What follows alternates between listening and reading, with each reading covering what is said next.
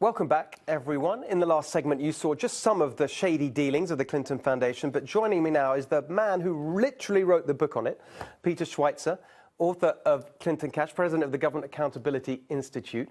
Peter, you know more than anyone about these the dodgy dealings of the Clintons.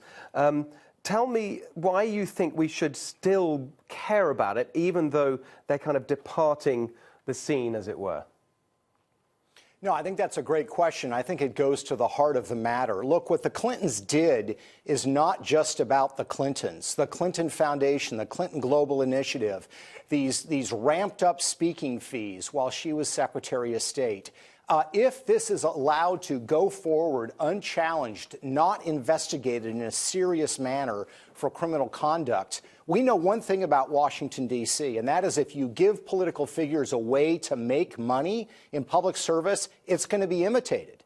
So what the Clintons have done is going to be the wave of the future. And if we don't deal with this seriously, there is no reason why 4 years from now we could not have a Secretary of Defense who comes into office and their spouse hits the lecture circuit, sets up a family foundation, takes money from defense contractors, takes money from foreign governments, and, you know, who can stop them? Because that's precisely what the Clintons did while she was Secretary of State. So the precedent and dealing with this right now is key, or it's going to change our politics fundamentally.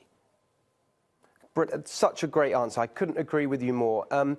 And what strikes me about not just the Clintons, the Clintons are the worst example, but so many other politicians like this, there's a sense of entitlement, isn't there, that they're entitled to behave in this way. And that's the thing we've got to deal with as well.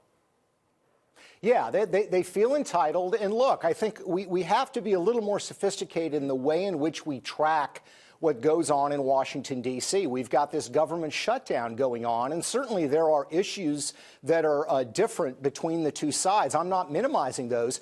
But look, there is a business logic behind the fact that very little gets done in Washington, D.C. Politicians have to create a demand for their services.